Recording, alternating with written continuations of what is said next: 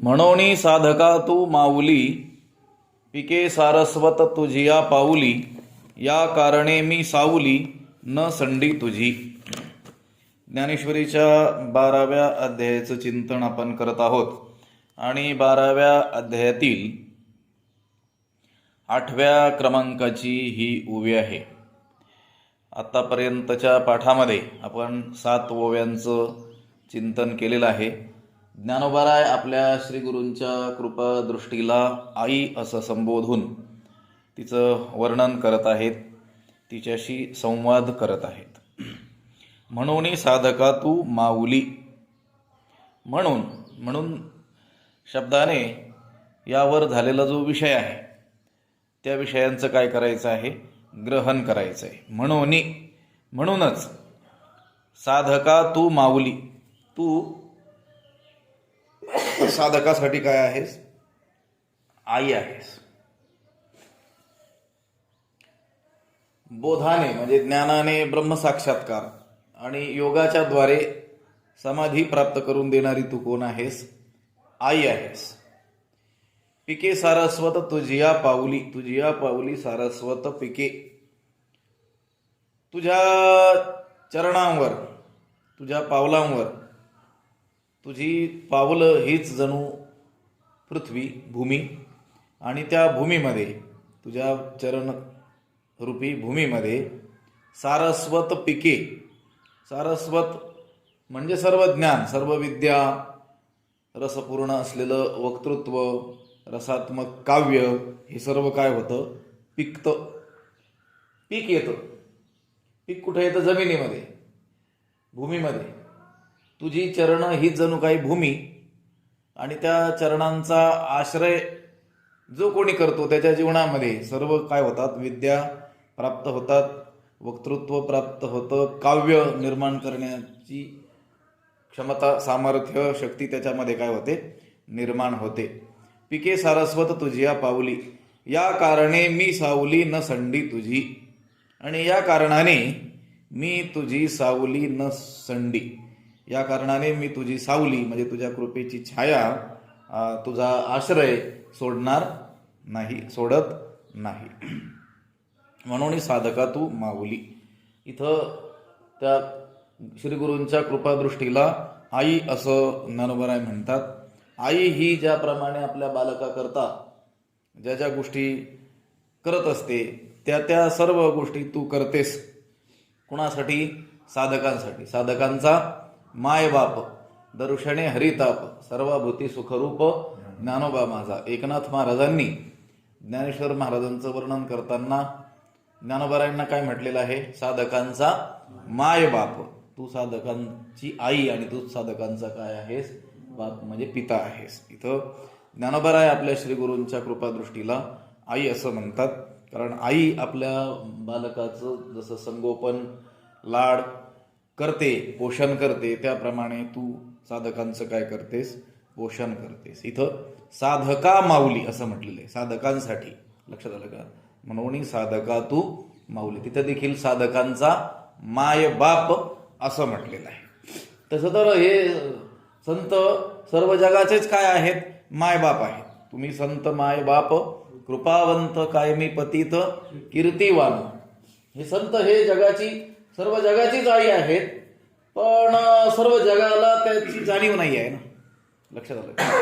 पण जो साधक आहे त्या साधकाला मात्र संतांच्या कृपेचं जे सामर्थ्य आहे त्याची काय आहे? जाणीव आहे. आणि तो त्या संत पुरुषांना, श्रीगुरूंना आई काय करतो आहे? मानतो आहे. लक्षात आलं का? आपलं आध्यात्मिक पोषण हे संत करत आहेत आईप्रमाणे, म्हणून ते आपली कोण आहेत? आई आहेत. तेच खरे काय आहेत?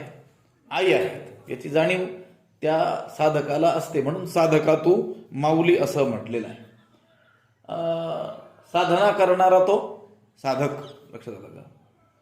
आध्यात्मिक साधना, परमात्मा प्राप्तीसाठी प्रयत्न करणारा जो आहे, ज्याला मुमुक्षु असं आपण म्हणूया, मोक्षाची इच्छा बाळगणारा जो आहे, काय मी उद्धार पावेन, काय कृपा करील नारायण ऐसे तुम्ही सांगा संत जन. करा समाधान चित्त माझे, अशी तळमळ रात्रंदिवस ज्याच्या चित्तामध्ये लागलेली आहे, असा जो कोणी साधक आहे त्याच्यासाठी ही श्री गुरु कृपा दृष्टी ही काय आहे? आईच आहे. लक्षात आलं का? कारण बालकाचे जे जे काही हट्ट असतात ते हट्ट प्रेमापोटी त्या बालकाचे आई वडील काय करत असतात? पूर्ण करत असतात. ती आई त्याचे हट्ट लाड काय करत असते? पुरवत असते. त्याप्रमाणे हा जो साधक आहे परमात्मा प्राप्तीची इच्छा मनाशी बाळगलेला, याचे हट्ट, याचे लाड किंवा याच्या आशा आकांक्षा काय असतील? परमात्मा दर्शनासंबंधीच असणार आहेत. लक्षात आलं का? आणि त्या परमात्मा दर्शनासंबंधीचे असलेले त्याचे जे लाड आहेत ते लाड पूर्ण कोण करू शकतं? श्रीगुरु करू शकतात, संत करू शकतात, श्रीगुरूंची कृपादृष्टी करू शकते. म्हणून या ठिकाणी म्हणून साधका तू माऊली. कारण यावरच्या ज्या सगळ्या काही ओव्या आहेत त्या ओव्यामध्ये ज्याप्रमाणे आई आपल्या मुलाचे लाड करते, त्याचं संगोपन करते, त्याचं पालन पोषण करते, अगदी त्याचप्रमाणे हा जो साधक आहे अध्यात्म मार्गातील त्याच्या सर्व इच्छा लाड श्रीगुरु माता, श्रीगुरु कृपादृष्टी रूपी आई ही कशी पूर्ण करते याचं वरती सगळं काय केलेलं आहे? वर्णन केलेलं. योगसुखाचे सोहळे सेवका तुझेनी स्नेहाळे, सोहम सिद्धीचे लळे पाळीसी तू. त्याचे जे सोहम सिद्धीचे काय आहेत? लळे आहेत. तत्वज्ञानासंबंधीचे काय आहेत? लळे आहेत. ते तू काय करतेस? पूर्ण करतेस. आणि ते सगळंच वर्णन आधार शक्तीच्या अंकी वाढविसी कौतुकी. कौतुकाने तू आपल्या त्या मुलाधारा चक्राच्या ठिकाणी जागृत झालेली जी कुंडलिनी, त्या कुंडलिनीच्या मांडीवर काय करतेस? कौतुकी प्रेमाने काय करतेस? वाढवतेस. आणि हृदयाकाश पल्लकी परियेदेसी निजे, हृदयाकाश रूपी पाळण्यात घालून काय करतेस? झोके देतेस. चित्त वृत्ती निरोधाची झोप येण्याकरिता यम नियमांचे झोके देतेस. जसं आई आपल्या मुलाला काय करते? ओवाळणी त्याची करते, तसं प्रत्येक ज्योतीची ओवाळणी या साधकरूपी बाळाला आत्मरूपी दिव्याने काय करतेस? तू ओवाळतेस. लक्षात आलं? करीशी मन पवनाची खेळणी. मनाचा निरोध आणि पवन म्हणजे प्राणाचा निरोध हीच जणू खेळणी त्याच्या काय करते? त्या साधकरूपी बाळाच्या हातामध्ये देतेस. आत्मसुखाची बाळलेणी लिवविसी. आत्मसुख हेच जणू त्या बालकाचं लेणं आहे, दागिने आहेत, ते त्या साधकरूपी बाळाच्या अंगावर घालतेस. तुका म्हणे तुम्ही उदार कृपाळ शृंगारीले बाळ कौतुके. संत देखील त्या संताचं जे बालक आहे, संतांचं बालक म्हणजे कोण? तो साधक. लक्षात आलं का? त्याचा देखील ते काय करतात? शृंगार करतात. जसं आई आपल्या मुलाचा काय करते? नवीन वस्त्र अलंकार भूषण इत्यादिकांनी काय करते? शृंगार करते. तसं हे संत पुरुष श्रीगुरु त्या आपल्या साधकाचा देखील काय करतात? शृंगार करतात. आणि कोणते दागिने घालत असतील? जे आई घालते. सर्व सुख ल्यालो सर्व अलंकार. तुकाराम महाराज म्हणतात आम्ही सर्व सुख आमच्या अंगावर धारण केलेलं आहे. आणि अलंकार देखील सर्व सुखाचेच अलंकार आम्ही काय केले? आमच्या अंगावर धारण केलेले आहे. मग जी आई सर्व सुखाचे अलंकार धारण करते ती आपल्या बालकाला देखील तेच अलंकार धारण करविल ना. लक्षात आलं का? जशी आपली लौकिकातील आई सोन्या चांदीचे दागिने तिच्या स्वतःच्या अंगावर धारण करते, त्यामुळं त्या बालकाला सजवत असताना शृंगार त्याचा करत असताना कोणते दागिने घालील? तिला ठाऊक असलेले. लक्षात आलं का? तिची सोन्या आणि चांदीच्या पलीकडं नजरच नाही. लक्षात आलं का? दागिने बनवण्यासाठी मौल्यवान धातू म्हणून तिच्या पुढं काय आहे? सोनं आणि चांदी आहे. तसं हे श्रीगुरु रूपी आई आपल्या साधक रूपी बाळाचा शृंगार करत असताना कोणते दागिने घालील? तिला जे दागिने ठाऊक आहेत संतांच्या अंगावरती दागिने आहेत कोणते? सर्व सुख ल्यालो सुखाचे दागिने आहेत. सर्व सुखाचेच काय आहेत? दागिने आहेत. ते आपल्या साधकांना काय करते? साधकरूपी बाळाला घालते. पुन्हा आपली लौकिकातील आई स्तनपान करवते, त्या बाळाला दुग्धपान करवते. तसे ही श्रीगुरु कृपादृष्टी रूपी आई देखील त्या साधकरूपी बाळाला काय करते? 17वेचे स्तन्य दिसी. लक्षात आलं का? 17व्या चंद्रामृत कलेचे दूध काय करतेस? पाजतेस. पुन्हा ते आपल्या लहान बालकाला झोप यावी म्हणून ती आई काय करत असते? अंगाई गीत गात असते. तसंच संत पुरुष श्रीगुरु त्या साधकरूपी बाळाला काय करत असते? गाणे गात असते. अनाहताचा हल्ल रोगाशी, अनाहत नादाचं काय करते, ती गाणं गाते.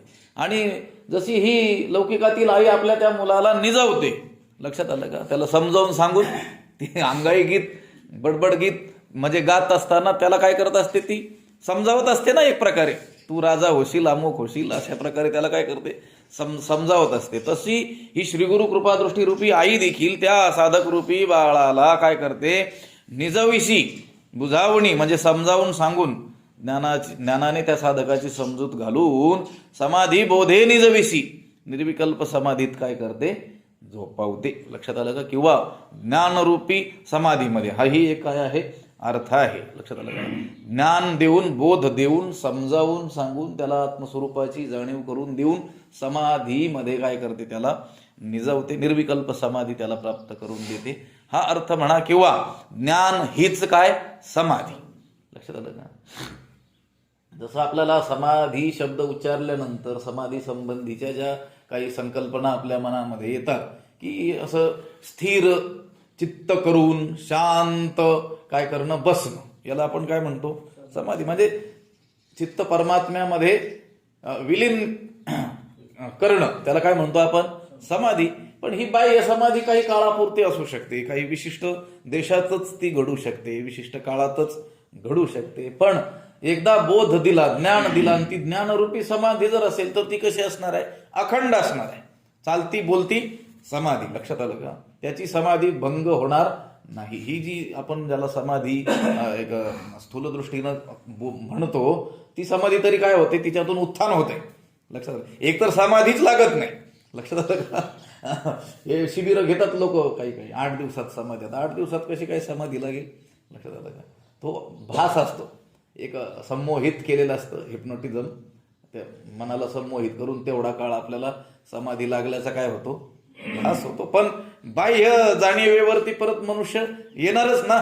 लक्षात आलं का, एकतर ती समाधीच लागलेली, ती काल्पनिक असणार आहे. लक्षात आलं का, ती अवास्तव असणार आहे, ती कायमची नसणार आहे. आणि जरी एखाद्याला ती समाधी लागतही असेल तरी देखील कधीतरी त्याचं उत्थान होणारच आहे. म्हणून इथं बुझावणी समाधी बोधे बुझावणी समाधी निजविशी, त्या ज्ञानाने साधकाची समजूत घालून त्या निर्विकल्प समाधीमध्ये तू झोपवतेस. म्हणजे आई ही त्या लहान बालकासाठी जे जे काही करते लौकिकातील, तशीच ही श्रीगुरु कृपा दृष्टी रूपी आई त्या साधक रूपी बाळा करता हे सर्व करते. म्हणून हे सगळं करते म्हणून साधका तू माऊली. लौकिकामध्ये केवळ जन्म त्या स्त्रीनं त्या मुलाला दिला म्हणून ती त्याची काही माऊली ठरत नाही. जर तिनं तिचे कर्तव्य त्या बाळाप्रती जे जे काही आहेत त्याचं पालन केलं नाही तर, लक्षात आलं, त्या बाळाचं संगोपन केलं नाही, स्तनपान करवलं नाही, त्याचे लाड केले नाहीत, लक्षात आलं का, तर ती त्याची काय माऊली ठरू शकेल का. केवळ आता जन्म तिनं दिलेला असल्यामुळं तिला जन्मदात्री म्हणणं भाग आहे. लक्षात आलं, कारण दुसरी जन्मदात्री तर काही सांगता येणार नाही. या शहरामध्ये आपल्याला दिसून येतं, लहान मुलांना केवळ जन्म देण्यापुरतेच ते मायबाप उपयोगाचे पडतात, इतर सर्व संगोपन तर त्यांचं ते नोकर चाकरच करत असतात. लक्षात आलं, म्हणून त्यांना त्या स्त्रीला आई म्हणता येईल का, माता म्हणता येईल का, म्हणजे माऊली म्हणता येईल का, नाही. इथं साधकाला या लौकिक दृष्टीनं हे संत जन्म नाही देत, पण खरा जन्म तेच देतात. लक्षात आलं का, नवा जन्म. लक्षात आलं का, आपण नाही माझा काय झाला, नवा जन्म झाला. आता नवा कसा काय जन्म होईल, तो झाला, परंतु आपल्याला अज्ञानात असलेले आपण जर आपल्याला कुणी ज्ञान दिलं, लक्षात आलं का, आपल्या जाणीवेच्या कक्षा रुंदावल्या गेल्या, आपल्याला काही गोष्टींचा बोध स्पष्ट झाला, तर लोक काय म्हणतात, माझा आता काय झाला, नवा जन्म झाला म्हणतात. लक्षात, खरोखर नवा जन्म देणारे ते काय आहेत, माता पिता आहेत. कोण, संत किंवा श्रीगुरु. उदराबाहेर घातल्या पाठी माता पुत्र स्नेहे कळवळा उठी, बाहेरिली सुनी आपुले पोटी, निजस्नेहे गोमटी गुरु माता. नाथ महाराजांनी असं म्हटलेलं आहे की आपली साधकाची सख्खी आई हे श्रीगुरुच आहेत. जन्म देणाऱ्या आईला सावत्राई असं म्हटलेलं आहे. लक्षात आलं का, व्यवहारात काय होतं, जन्म देते ती सख्खी आई आणि ती दुसरी असते तिला काय म्हणतात, सावत्राई. भले तिनं प्रेम केलं असेल, संगोपन केलं असेल, तरी लोक व्यवहारात काय म्हणतात, तिला सावत्र आहे. पण नाथराय काय म्हणतात, संत श्रीगुरु हेच खरे काय आहेत, सख्खी आई आहे. लक्षात आलं का? कारण ही जी आपली जन्मदात्री आई आहे, ती काय करते, जन्म देताना आपल्या पोटातून, आपल्या शरीरातून त्या बाळाला काय करते, बाहेर टाकते, दूर करते. लक्षात आलं का? म्हणजे 9 महिने गर्भाशयामध्ये वाढवलेलं ते बाळ, तिच्याशी अभिन्न असलेलं, जन्म देताना ती आपल्याहून काय करते, त्याला भिन्न करते, वेगळं करते, उदराबाहेर घालते. परंतु ही श्रीगुरु रूपी आई त्या साधकाला आपल्या पोटाशी धरते, आपल्या पोटात घेते. आपला जो बोध आहे त्या बोधाच्या योग्यतेची ती बनवते, आपल्याशी समरस तो होईल अशी ती श्रीगुरु माता त्या साधक रूपी बाळाला काय करते, बनव. आपणासारखे करीती तात्काळ, आपल्यासारखे करते म्हणजे आपणच करून टाकते. श्रीगुरु रूपच त्याला काय करत असते, कृपा कटाक्ष न्याहाळिले आपुले पदी बैसविले. लक्षात आलं? बापरखमादेव विठ्ठले भक्ता दिले वरदान. म्हणून सख्खी आई कोण आहे, हे संतच आहेत, हे श्रीगुरूच आहेत. इथं ज्ञानोबा म्हणून म्हणतात की म्हणूनही साधका तू माऊली. श्रीगुरु कृपा दृष्टीला आई म्हणतात आणि म्हणतात की तू साधकांची काय आहेस, माऊली आहे. पिके सारस्वत तुझिया पाऊली, तुझिया पाऊली सारस्वत पिके, म्हणजे या सर्व विद्या ही ह्या तुझ्या चरणरूपी भूमीमध्ये काय होतात, पिकतात. लक्षात आलं का? विद्याप्राप्तीसाठी माणसं खूप प्रयत्न करताना आपल्याला जगामध्ये दिसून येतील. लक्षात, अक्षरांची आटाआटी करतील, आटापेटा करतील. परंतु इथं ज्ञानोबराय एक गमक सांगून ठेवतात की पिके सारस्वत तुझी या पावली. आपण काहीच करायचं नाही, श्रीगुरु चरणांचा काय करायचा, फक्त आश्रय करायचा. श्रीगुरूंच्या कृपेला काय व्हायचं, पात्र व्हायचं. लक्षात आलं का? श्रीगुरूंचा आश्रय आपण केला की आपण विद्यावान झालोच म्हणून समजा. लक्षात आलं का? पिके सारस्वत तुझी या पाऊली. लक्षात, काही जमिनी अत्यंत काय असतात, सुपीक अशा असतात, त्यामध्ये फार मेहनत करण्याची, मशागत करण्याची ही काय पडत नाही, आवश्यकता पडत नाही. हे आता धरणाला पाणी आलंय बऱ्याच दिवसापासून, नाही तर मग त्या धरणाच्या परिसरातल्या ज्या जमिनी असतात, ह्या जमिनींच्या सापेक्ष त्या जमिनी अधिक काय आहेत, सुपीक आहेत, आणि तिथं कष्टही काय पडतात, फार कमी पडतात. गाळपेर ज्याला म्हणतात ना.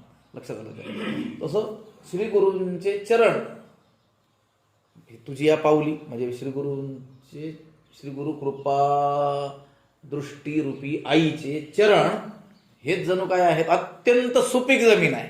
आणि काय पिकतं तिथं, सारस्वत पिके, सर्व विद्या तिथं पिकतात. लक्षात आलं का? विद्या पिकण्याचं स्थान, विद्या पिकण्याची भूमी म्हणजे कोणती भूमी, तुझी या पावली, श्रीगुरूंचे चरण. लक्षात आलं? श्रीगुरु चरणांचा आपण आश्रय केला की सर्व विद्या आपल्याला काय होणार, आपोआपच प्राप्त होणार. श्रीगुरु चरणांच्या आश्रया वाचून विद्यावान होण्याचा आपण जो जो काही प्रयत्न करू, लौकिक दृष्टीनं आपल्याला विद्यावान म्हटलंही जात असलं तरी देखील ती विद्या आपल्याला ऐन वेळेस उपयोगी पडणारी असणार नाही. लक्षात आलं का? श्रीगुरु कृपेनं प्राप्त असलेलं जे ज्ञान आहे, जी विद्या आहे, तीच आपलं काय करू शकते, रक्षण करू शकते. सा विद्या या विमुक्त येई, महाभारतामधलं वचन आहे, आपल्या पुणे विद्यापीठाचं बोधवाक्य येते. सा विद्या, तीच विद्या, या विमुक्त ये, जी माणसाला काय करते, मुक्त करते. लक्षात आलं का? लौकिकातील विद्या ह्या माणसाला मुक्त नाही करत, त्या काय करतात, बंधनात टाकतात. लक्षात आलं का? जो अभिलाष भारे दडपे तया ते सज्ञान म्हणती, 9व्या अध्यायामध्ये आपण विचार करून आलो. व्यवहारातील लोक सज्ञान, शहाणा, चतुर कोणाला म्हणतात, जो अभिलाष भारे दडपे. बघा तुम्ही, जेवढे उच्च शिक्षित असलेले लोक आहेत, म्हणजे ते काही मुक्तीच्या जवळ आहेत का, ते अधिकात अधिक काय आहेत, बंधनामध्ये अडकलेले आपल्याला दिसून येतील. मग त्यांच्याकडे विद्या नाही का, आहे, पण ती जी विद्या आहे ती मुक्त करणारी विद्या नाही आहे. लक्षात आलं? खरी तर ती मग अविद्याच आहे. ज्ञानोबराय म्हणतात तस त्याप्रमाणे त्या परमात्म्याला जाणणं हेच ज्ञान, आणि बाकीचं सगळं काय आहे? अज्ञानच आहे. आणि मग ह्या अज्ञानी वर्गातले हे मग कमी अधिक ज्ञानी. लक्षात आलं का? मी पाठीमागे 9व्या अध्यायाची चर्चा करताना असे 2 वर्ग सरळ सरळ केले होते, ज्ञानी आणि दुसरे अज्ञानी. लक्षात आलं? जीव ब्रह्मैक्याचं स्पष्ट ज्ञान झालं आहे, जो त्या बोधावर जे आरूढ आहे ते ज्ञानी, आणि बाकीचे सर्व अज्ञानी वर्गात येतात. आणि मग या अज्ञानी वर्गात चर्चा चालते, शहाणा, कमी शहाणा, लक्षात आलं का, अधिक शहाणा. पण आहेत संतांच्या दृष्टीने कोणत्या वर्गात? हे सगळे अज्ञानी वर्गात आहेत. तसं इथं पिके सारस्वत तुझिया पावली, ही जी सर्व विद्या ज्या आहेत, ज्या श्रीगुरूंच्या चरणभूमीवरती काय होतात? पिकतात. लौकिकातील विद्या सुद्धा, लक्षात आलं का, लौकिक, आता मोठी चर्चा होईल खरं तर. जेवढ्या काही कला, जेवढ्या काही विद्या, जेवढे काही कौशल्य, लक्षात आलं का, या जगामध्ये आहेत, आणि शास्त्रामध्ये ज्याचं काय केलेलं आहे? वर्णन केलेलं आहे, वेदामध्ये ज्याचा उल्लेख आलेला आहे, हे सर्वच मानव जातीच्या आत्यंतिक कल्याणासाठीच आहेत. लक्षात आलं का? आता एक वाक्य सांगतो तुम्हाला.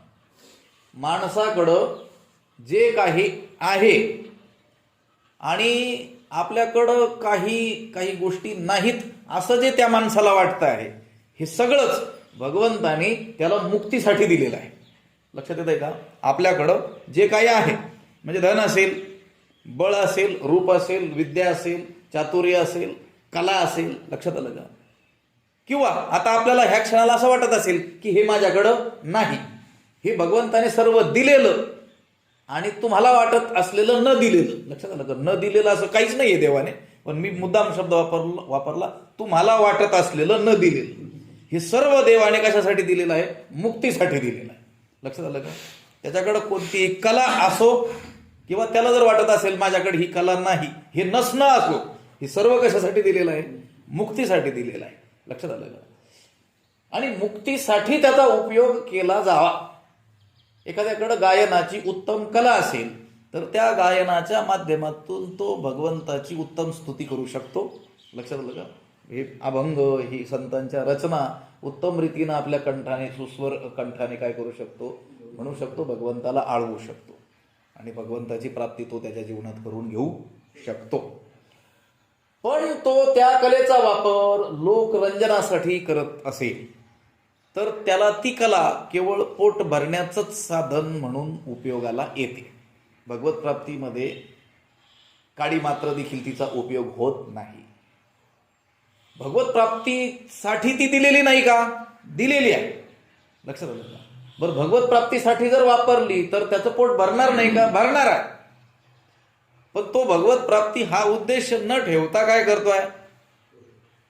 त्याने कोणाला संतुष्ट करण्यासाठी गावं? परमात्म्याला संतुष्ट करण्यासाठी, संतांना संतुष्ट करण्यासाठी. पण तो काय करतोय? कुठे लक्ष ठेवून गातोय? म्हणजे एक उदाहरण दिलं बरं का, सगळ्याचा अंतर्भाव यामध्ये होतो. लक्षात, विद्या, तुमचे बळ, धन, या सर्व गोष्टी यामध्ये आलेल्या आहे. हे भगवत प्राप्तीसाठीच दिलेलं आहे. मला सांगायचंय की जेवढ्या काही विद्या आहेत त्या सर्व विद्या आपल्याला भगवत प्राप्तीसाठीच साधन म्हणून प्राप्त झालेल्या आहेत. आपण त्याचा गैरवापर करतो, ही गोष्ट आहे. मला हे सांगायचंय की त्या श्रीगुरूंच्या चरणभूमीवरती सर्व विद्यांचं काय येत आहे? पीक येत आहे. लौकिक विद्या सुद्धा आपल्याला श्रीगुरूंच्या आश्रयाने काय होतात? प्राप्त होतात. पण त्या लौकिक प्राप्त झालेल्या विद्या ह्या लौकिक मिळवण्यासाठी आपल्याला दिलेल्या नसतात, हे मला सांगायचंय. लक्षात आलं का? आता वैकुंठवासी पांडुरंग महाराज, नाही वैद्य, लक्षात आलं का? मृदंग महर्षी महाराष्ट्रामध्ये, त्यांनी मृदंगाचं शिक्षण लोकांना दिलं का नाही? लाखो लोकांना, शेकडो हजारो साधकांना दिलं. गायनाचं, मृदंगाचं शिक्षण दिलं. आता अत्यंत आध्यात्मिक पातळीचा विचार करताना ही विद्या लौकिकच आहे. पण त्यांनी लौकिकासाठी दिली का? त्यांनी ती विद्या देत असताना विनामूल्य आपलं अख्खं आयुष्य त्यांनी झिजवलं. ती देत असताना ज्याला ती विद्या देत आहेत त्याच्याकडून त्यांची काय अपेक्षा आहे? की हा सुद्धा काय करील, ह्या कलेचा, ह्या विद्येचा काय करील, प्रसार करील आणि महाराष्ट्रभर काय होतील, मृदंगाचार्य निर्माण होऊन काय होईल, भजनामध्ये, भगवत भजनासाठी त्याचा काय होईल, उपयोग होईल. लक्षात आलं का? आता त्यांच्याकडं शिकलेली जी काही मंडळी असतील आणि ख्यातकीर्त असतील, नामवंत असतील, त्यापैकी किती लोक आपल्याला असे सापडतील की जे अगदी त्यांचं जीवन जसं होतं तसं जगण्याचा प्रयत्न करेल? बोटावर मोजण्या एवढे सापडतील. बाकीचे हजारो लाखो लोक त्या कलेचा उपयोग कशासाठी करताना दिसून येत असतील. हे एक उदाहरण म्हणून दिलं बरं का फक्त मी. लक्षात आलं का? म्हणजे ही विद्या सुद्धा त्या त्या साधकांना त्यांच्या आश्रयानेच काय झालेली होती, प्राप्त झालेली होती. इथं पिके सारस्वत तुझिया पावली असं म्हणत असताना केवळ ब्रह्मविद्याच नाही तर सर्व लौकिक विद्या सुद्धा श्री गुरूंच्या चरणाश्रयानेच काय होतात, प्राप्त होतात. असं नाही की श्री गुरु जे आहेत ते फक्त अध्यात्मविद्या देण्यातच काय आहेत कुशल आणि बाकीचं त्यांना काही कळतच नाही, असं नाही. लक्षात आलं का? तुमचं व्यावहारिक चातुर्य सुद्धा तुम्हाला संत चरणाच्या आश्रयाने प्राप्त होणार आहे, पण ते प्राप्त झालेलं चातुर्य हे जगामध्ये फसवण्याकरता उपयोगात आणायचं नाही आहे, तर ते भगवत प्राप्तीचं माध्यम म्हणूनच आपण काय केलं पाहिजे, उपयोगात आणलं पाहिजे. ज्या संतांच्या आश्रयाने भगवंत प्राप्त होऊ शकतो त्या संतांच्या आश्रयाने व्यावहारिक कला कौशल्य काय प्राप्त होणार नाहीत का? लक्षात आलं का? म्हणून इथं पिके सारस्वत तुझिया पावली असं म्हणत असताना ज्ञानोबारायांना सांगायचंय की हे श्री गुरु कृपा दृष्टी रूपी आई, तुझ्या चरणांचा आश्रय केला तर सर्वच काय होतंय, प्राप्त होतंय. लक्षात, वक्तृत्व, रसपूर्ण वक्तृत्वही काय होतंय, प्राप्त होतंय. रसात्मक काव्य निर्माण करण्याची क्षमता देखील त्या साधकामध्ये येते आहे. लक्षात आलं का? सर्व विद्यांचा तो काय होतो आहे, अधिपती होतो आहे. जयांची किलिया स्मरण होय सकळ विद्यांचे, तिची वंदू श्रीचरण श्री गुरूंचे, असं म्हटलेलं आहे ना. पिके सारस्वत तुझिया पावली.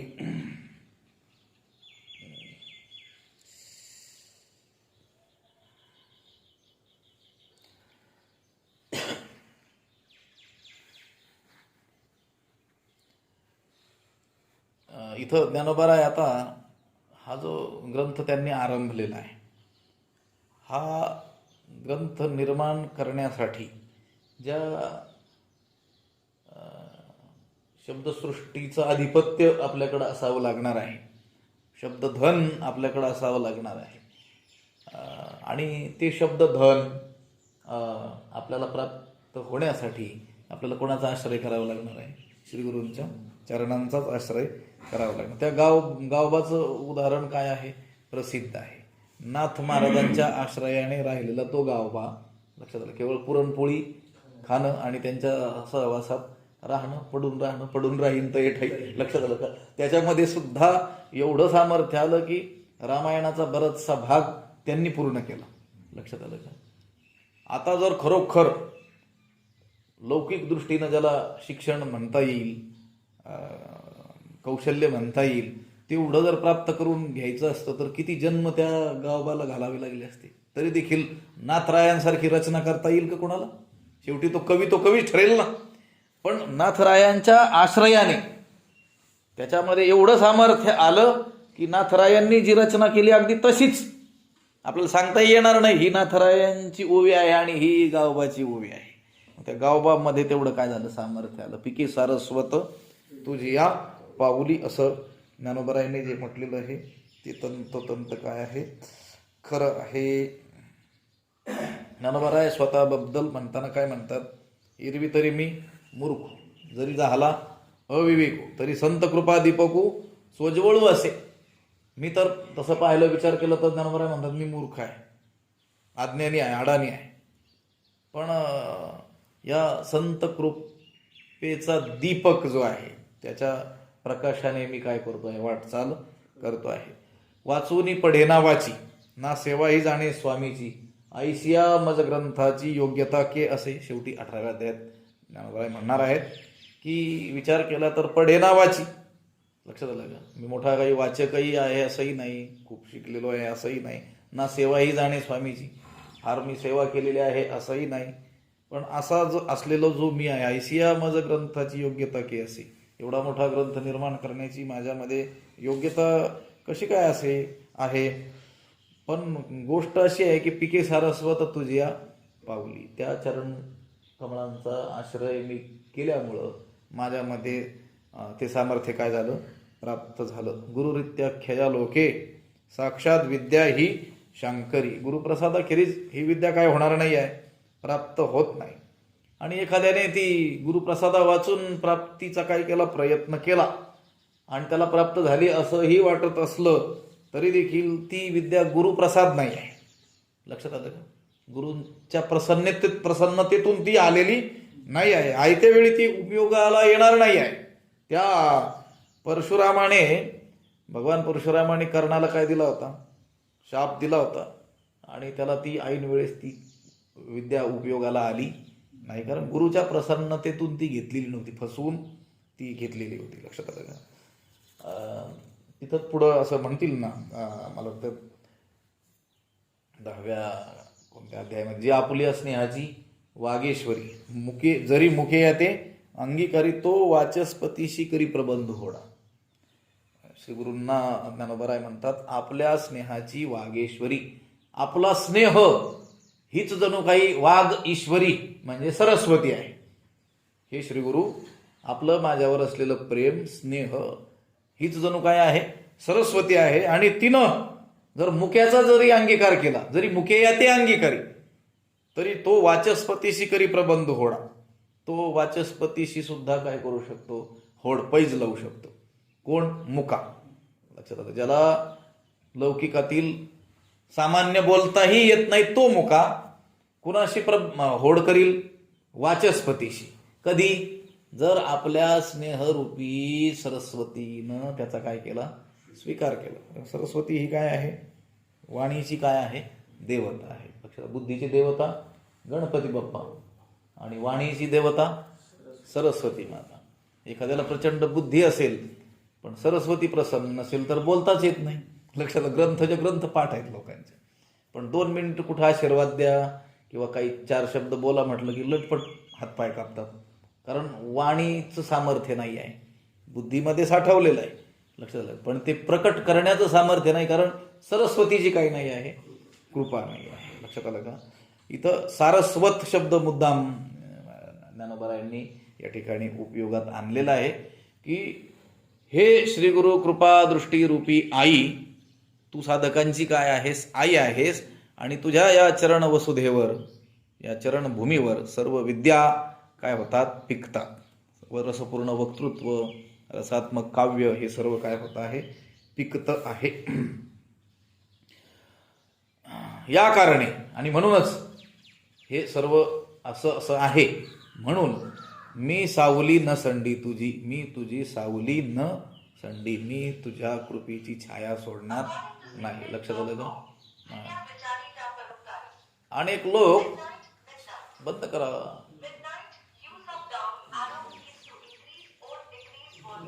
नाही पाय द्या त्याच्या,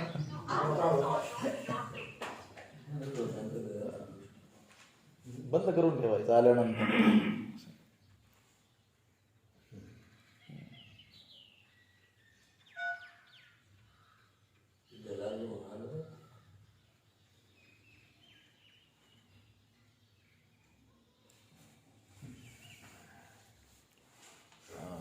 या कारणे मी सावली न संडी तुझी, तुझी सावली सुद्धा मी सोडणार. काही जण श्रीगुरूंच्या सावलीलाही उभे राहत नाहीत. आणि ज्ञानोबराय म्हणतात, मी तुमची सावलीही सोडणार नाही. लक्षात आलं? म्हणजे श्रीगुरूंना सोडणार नाही असं नाही, तुमची सावली सुद्धा सोडणार नाही. तुमची सावली होऊनच तुमच्या पाठी राहील. म्हणून साधका तू माऊली, पिके सारस्वत तुझ्या पावली, या कारणे मी सावली न संडी तुझी. पिके सारस्वत तुझ्या पावली. या विद्या, हे कौशल्य, हे वक्तृत्व आपल्यामध्ये येण्याकरिता माणसाने खूप प्रयत्न केला, परंतु श्रीगुरु कृपा जर त्याला लाभलेली नसेल तर ही सर्व गोष्ट जी आहे या प्राप्त केलेल्या गोष्टी त्याला शांती देऊ शकत नाहीत, त्याला आत्मस्थितीपर्यंत पोहोचवू शकत नाहीत, त्याचं आत्यंतिक कल्याण करू शकत नाहीत. ज्ञानोबरायांचा एक मोठा असा काय आहे, अभंग आहे बा. त्या का सांडीसी गृहाश्रम हा जो अभंग आहे त्याच्यामध्ये त्यांनी असं म्हटलेलं आहे. म्हणजे सर्व अभंगच एकदा आपण नजरेखालून जर घातला तर आपल्याला श्री गुरूंच्या कृपेचं महत्त्व जे आहे ते लक्षात येईल. का सांडीसी गृहाश्रम, का सांडीसी कुळीचे धर्म, का सांडीसी क्रियाकर्म, का सांडीसी कुळीचे धर्म आहे ते वर्म वेगळीची. भस्म उधळण जटाभारू, अथवा उदास दिगंबरू, न धरी लोकांचा दारू, आहे तो विचारू वेगळाची. जप तप अनुष्ठान क्रियाकर्म यज्ञदान, कासया इंद्रिय बंधन, आहे ते निधान वेगळीची.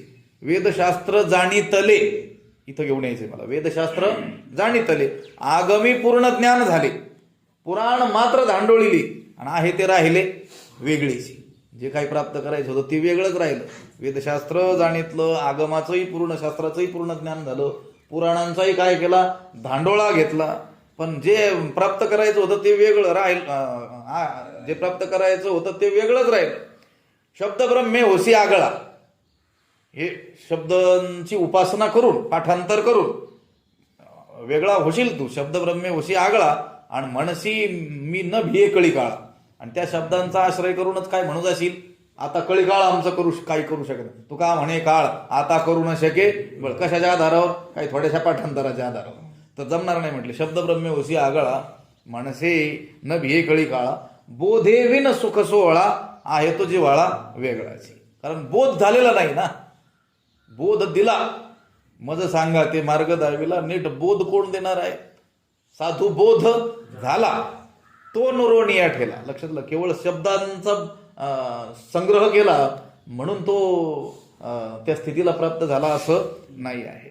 शेवटी ज्ञानोबरा त्या अभंगाच्या असं म्हणतात की या कारणे श्री गुरुनाथू, या कारणे म्हणूनच, या कारणासाठीच, या कारणासाठी, कोणत्या कारणासाठी, की सर्व काही शिकला, हे सगळं केलं, पण तो विचार जो आहे, ती स्थिती आहे ती वेगळीच राहिलेली आहे. म्हणून या कारणे श्री गुरुनाथू जव मस्तकी न ठेवी हातू, निवृत्तीदास असे विनवितू तव निवांतू केवी होय. ज्ञानोबा म्हणतात की या कारणासाठीच आम्ही सांगतो की श्री गुरुनाथ, आपले श्री गुरु आपल्या मस्तकावरती जोपर्यंत हात ठेवत नाहीत, म्हणजे जोपर्यंत आपला ते स्वीकार करत नाहीत, अंगीकार करत नाहीत, आपल्यावरती अनुग्रह करत नाहीत, तोपर्यंत आपण निवांत केवी होय. निवांत होईल का माणूस? होऊ शकत नाही. इथं ज्ञानोबा सांगितलं पिके सारस्वत तुझी या पावली. इथं सारस्वत तुझी या पावली पिके म्हणजे सर्व विद्या हे तुझ्या चरण आश्रयाने लाभतात, आणि केवळ त्या विद्या लाभाव्यात एवढाच उद्देश आहे का ज्ञानोबरायांचा? लक्षात आलं का? केवळ ते शब्द आपल्याला प्राप्त व्हावेत. ग्रंथ निर्मिती करता शब्दांची अत्यंत काय आहे, आवश्यकता आहे. शब्दांची श्रीमंती असली पाहिजे. लक्षात आलं का? साहित्यामध्ये असा एक श्लोक येतो की ज्यावेळेस जर तुम्ही आता अभ्यास केला नाही, विद्यार्थ्यांना ते सांगता की आता जर तुम्ही अभ्यास केला नाही, वेगवेगळे श्लोक कंठस्थ केले नाहीत, शब्दांचा संग्रह केला नाही, तर मग ज्यावेळेस यज्ञ होईल, कोणता यज्ञ होईल? हा वक्तृत्व रूपी यज्ञ होईल. त्यावेळेस त्या यज्ञामध्ये आहुती टाकण्याकरता सामग्री तुमच्याकडून कुठून आणणार तुम्ही? लक्षात आलं का? म्हणजे तुम्हाला जर विद्वानांच्या सभेमध्ये बोलायला जर उभं केलं आणि आता जर तुम्ही अभ्यास केला नाही ह्या काळामध्ये, तर मग त्यावेळेस बोलण्यासाठी शब्द आणणार कुठून तुम्ही? लक्षात आलं? म्हणून काय करा, आतापासूनच अभ्यास करा, संग्रह करा. म्हणजे बोलण्याकरिता शब्दांची श्रीमंती असणं काय आहे, आम्हा घरी धन शब्दांचीच रत्ने असं म्हटलेलं तुकाराम महाराजांनी. लक्षात आलं का? शब्द असावे लागणार आहे, पण ग्रंथ निर्मिती करता केवळ शब्दच असून उपयोग नाही, कारण शाब्दिकाकडे तर फार शब्द आहे. लक्षात आलं का? शाब्दिकाकडे काय आहेत? शब्द आहेत. त्याला म्हणून तर काय म्हटलेलं, त्याला शाब्दिक म्हटलेले. शब्दशास्त्रामध्ये तो काय आहे, निष्णात आहे. एका एका शब्दाचे प्रतिशब्द, शेकडो प्रतिशब्द तो सांगू शकतो. एकच वाक्य वेगवेगळी रचना करून 10, 20, 25 वेळेस तो ते वाक्य बोलू शकतो वेगवेगळ्या अंगाने.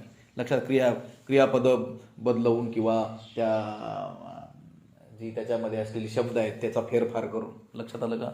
पण ग्रंथ रचनेकरिता केवळ शब्दांची श्रीमंती असून उपयोग नाही, गुरुकृपेची काय आहे, अत्यंत आवश्यकता आहे. लक्षात आलं का? म्हणून साधका तू माऊली पिके सारस्वत तुझ्या पावली, या कारणे मी सावली न संडी तुझी. म्हणून मी तुझी तुझ्या कृपेची छाया, तुझी सावली सोडणार नाही. अहो सद्गुरूची एक कृपा दृष्टी, तुझे कारुण्य जया ते अधिष्ठी, तो सकळ विद्यांचे सृष्टी धात्रा होय. अहो सद्गुरूचे कृपा दृष्टी, अहो सद्गुरूचे कृपा दृष्टी, तुझे कारुण्य जया ते अधिष्ठी. तुझे कारुण्य, तुझं कारुण्य जया ते, ज्याला जया ते अधिष्ठी, ज्याचा स्वीकार करतं, ज्याला अधिष्ठान रूप तुझं कारुण्य लाभतं, तो जो कोणी आहे तो सकळ विद्यांची सृष्टी धात्रा होय. तो सर्व या विद्यांची सृष्टी ज्ञान विश्वाचा धात्रा म्हणजे उत्पन्न करता ब्रह्मदेवच होतो. लक्षात आलं? धात्रा म्हणजे ब्रह्मदेव. काय उत्पन्न करणारा ब्रह्मदेव होतो? तो सकळ विद्यांची सृष्टी उत्पन्न करणारा. कोणती सृष्टी? विद्यांची सृष्टी. कोणत्या विद्या? सकळ विद्या. लक्षात आलं का? म्हणजे श्री गुरूंची कृपा दृष्टी ज्याला लाभते, ज्याला अधिष्ठान रूप श्री गुरूंच्या कृपा दृष्टीचं कारुण्य लाभतं, तो ज्ञानी होतो, शब्दसृष्टीचा मालक होतो. एवढंच नाही, शब्दसृष्टी निर्माण करणारा ब्रह्मदेव होतो. लक्षात आलं का? शब्दसृष्टी त्याला लाभते असं नाही, शब्दसृष्टी निर्माण करणारा तो ब्रह्मदेव होतो. कोण? ज्याला श्रीगुरूंच्या कृपा दृष्टीचं कारुण्य अधिष्ठान म्हणून लाभतं. लक्षात आलं का? ही आत्ता असलेली शब्दसृष्टी त्याला प्राप्त होते. एवढंच नाही, तो शब्दसृष्टी निर्माण करतो. लक्षात येत आहे का बारकावा? ज्ञानोबरायांना त्यांच्या श्रीगुरूंची कृपा लाभली, कृपेचं कारुण्य अधिष्ठान म्हणून लाभलं. म्हणून आत्तापर्यंतच्या जेवढ्या काही विद्या होत्या, जेवढी शब्दसृष्टी होती ती तर त्यांना लाभलीच, ही एकच गोष्ट झाली. पण नवीन शब्दसृष्टी निर्माण करणारे ईश्वर झाले ज्ञानोबराय. लक्षात आलं का? या ज्ञानेश्वरीमध्ये असे काही शब्द आहेत की जे शब्द पूर्वी न होते, ज्ञानोबरायांनी ते निर्माण केले. काय निर्माण केले? शब्द निर्माण केले. आपणही शब्द निर्माण करू शकतो ना.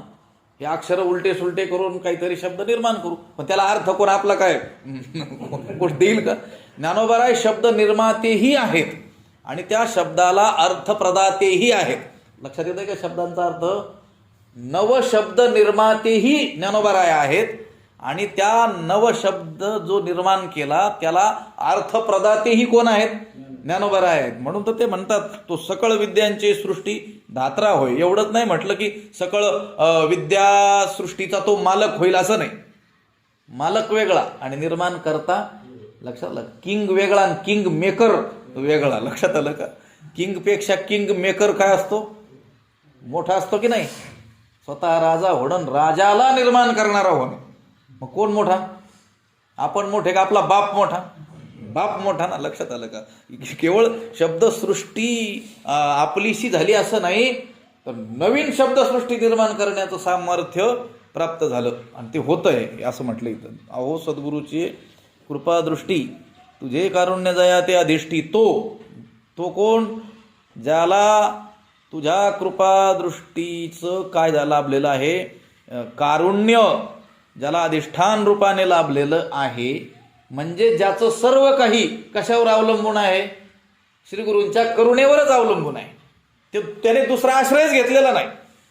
नाही तर थोडा याचा आणि थोडा त्याचा. लक्षात आलं का? याला भेटतो त्याला भेटतो तसं नाही, एकनिष्ठ.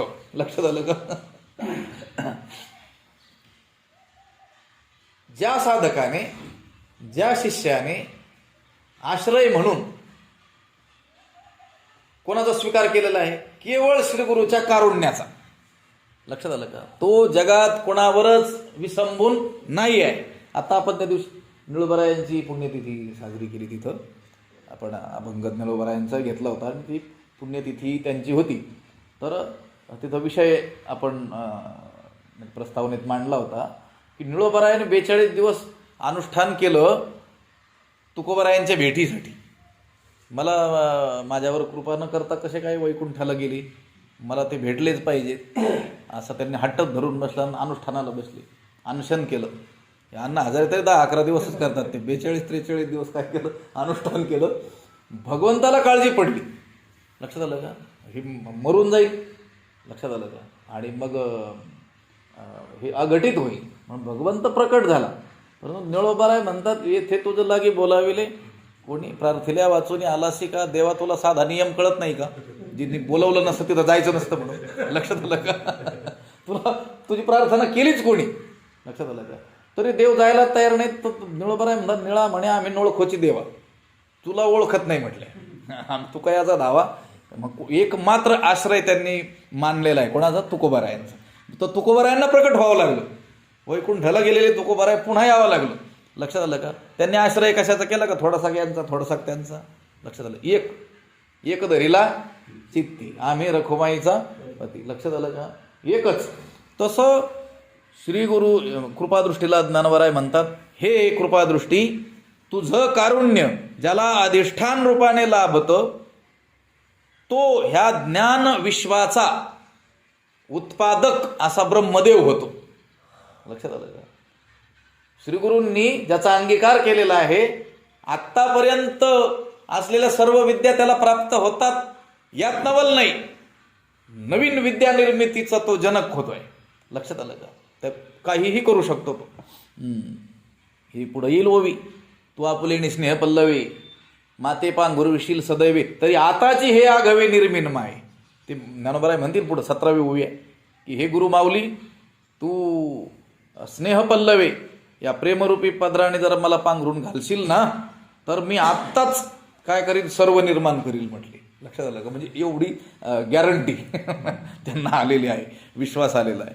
अहो सद्गुरूची कृपादृष्टी तुझे कारुण्य जया त्या दिष्टी, तो सकळ विद्यांचे सृष्टी धात्रा होय.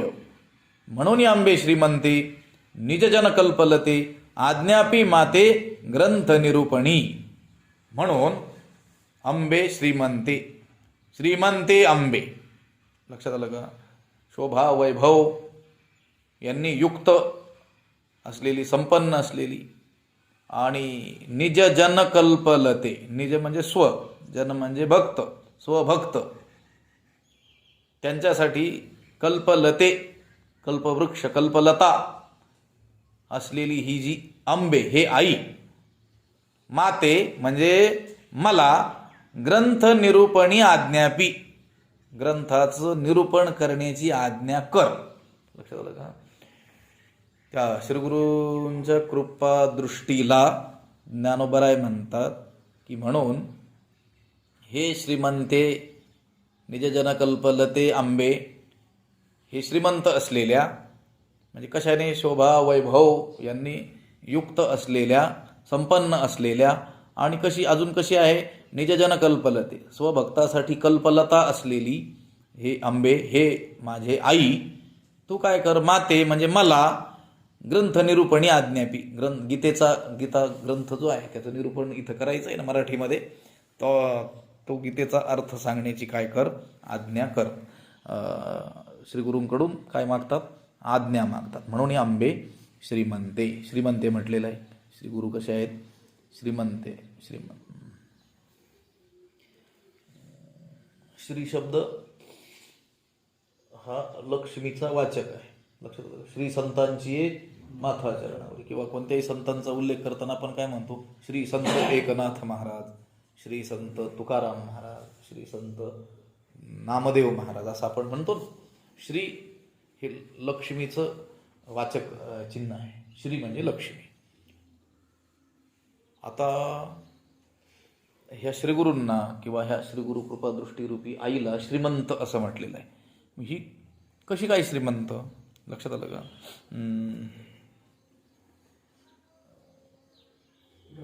वेदामध्ये वचन आहे. काय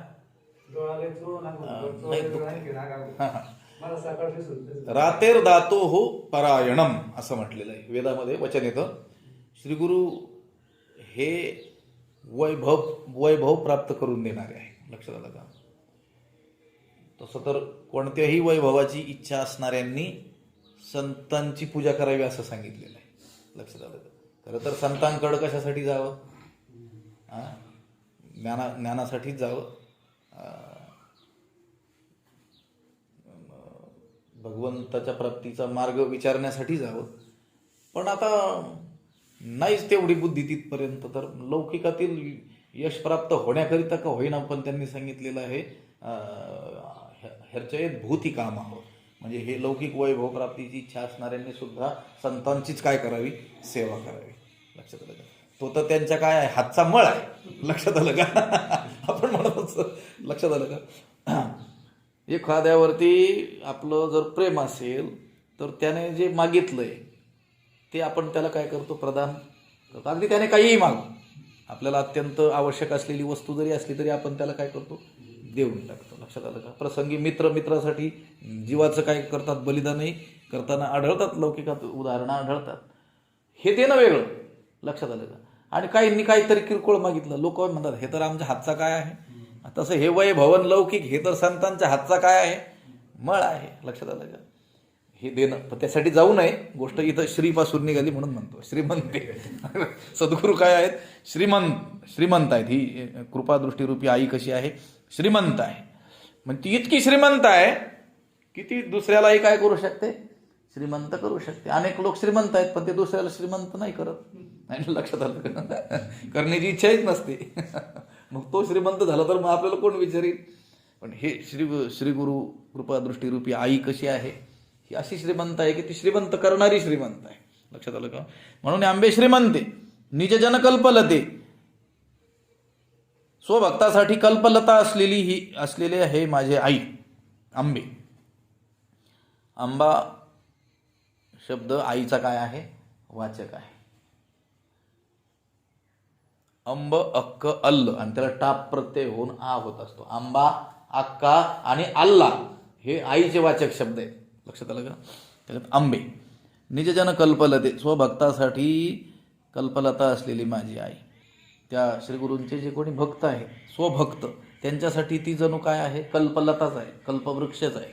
लक्षात आलं का? कल्पवृक्षाखाली फळे येती मागितली. कल्पवृक्षाखाली केवळ फळाची काय करावी? आपण कल्पना करावी आणि ती फळं आपल्याला काय होतात? लगेचच प्राप्त होतात.